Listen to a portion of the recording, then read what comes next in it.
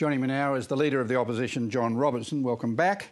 Mr Robertson, do you condone the Teachers Federation striking in defiance of an IRC restraining order on Wednesday? Well, there's a certain irony, Quentin, that this is a government that was very quick to cut the powers of the Industrial Relations Commission when it came to setting wages, but rushed off as quickly as it could to take the teachers to the Industrial Relations Commission. Do you condone them defying the Commission's wishes that they not strike? Well, I understand that the teachers, ambulance officers, police officers, child protection workers If you don't condemn them or criticise them, there goes your credibility on the umpire question. Well, this is an issue about the government's credibility when it comes to the umpire. This is a government that didn't want the umpire involved when it came to setting wages, but wanted to get the umpire involved when it came to teachers expressing their anger at the attitude this government's taken towards their wages. The government can't have it both ways. You can't say... You want it both ways. Well, no, not at all. These are people who are very angry about the way this government chooses when it'll use the Industrial Relations Commission and chooses when it won't. We know you oppose the removal of the IRC from arbitrating in public sector disputes. Payroll costs are about half the $60 billion annual operating budget. How would you constrain, Mr Robertson, payroll costs if not through driving hard bargains, the hardest possible bargains with the workforce? Well, this is about how you deal with wages negotiations, and what we've got is a government that's used a very heavy-handed approach when it comes to wages. What it's done is it's said, we'll make decisions on wages and we'll set the Commission up so all they can do is impose the decisions of government. The workforce can say the teachers later this year, they're going to negotiate before Christmas. If they go beyond the 2.5, they have to have certified productivity gains. It's not as if there isn't a negotiable position above the cap. Well, there is a negotiable position above the cap, but what the government has done is said that if you don't agree with us, we'll impose a wages settlement and the Commission will be required to simply rubber stamp the decision of the Commission. Now, under Labor, unions and workers had always had the option, when it came to wages settlements, to go to the Industrial Relations Commission. If you're the Treasurer and you go into negotiations with the union, the teachers can take all the classrooms out, you go into negotiations, you're empowered then to drive a harder bargain. Isn't that a better position for a boss, an employer, trying to get constraint? Well, it's a set of circumstances that doesn't exist anywhere else in Australia. Everywhere else in Australia, people have a right to negotiate and access arbitration. What we've got in New South Wales is a government that's decided to trash industrial relations laws that have applied for over 100 years. Is the AAA credit rating dispensable for you?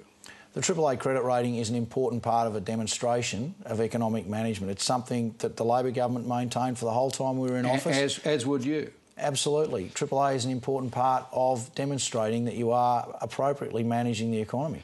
We know you're ideologically opposed to privatisations, but let's see if I can put you to this test. If we lease the Kurnell desalination plant, proceeds may be $2 billion.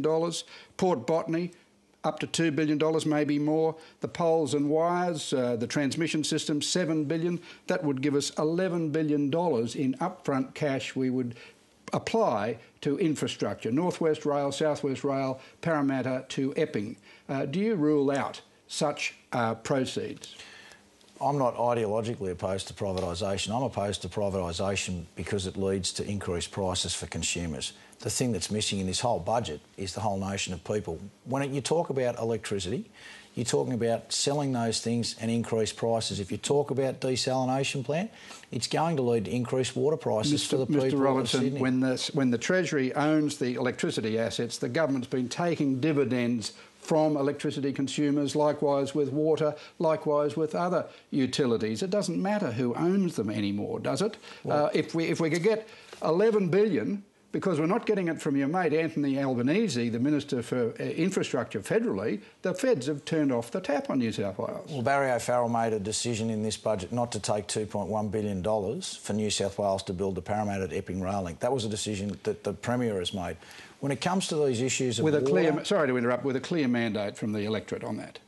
No, he was told that he could have $2.1 billion for Parramatta to Epping. He has chose not to proceed to build Parramatta to Epping rail link, even though the now member for Parramatta said that that was something he would support. When it comes to electricity, when it comes to water, These are assets that are owned by the people of New South Wales. To sell those off is going to see a significant increase in prices. But what say these assets went to Australian superannuation funds, which need vehicles for safe, secure, long-term investment, including the investment funds of the employees of Australia. Your base politically, Mr Robertson, why not put it to the super funds? Not Macquarie Bank or some rip and gouge privateer, but the super funds.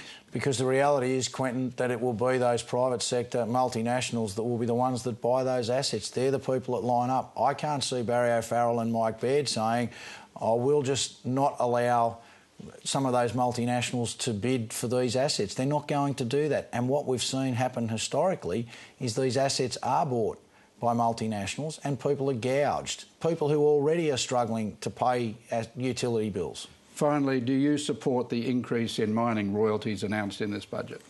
We're seeing Barry O'Farrell and Mike Baird play politics with the people of New South Wales in the budget. You're ducking the question. Do you support the increase in mining royalties? No, this is something that is a stunt. It's Barry O'Farrell doing Tony Abbott's bidding. If they were serious about wanting money out of Canberra, they could have taken $2.1 billion and built the Parramatta to Epping rail link.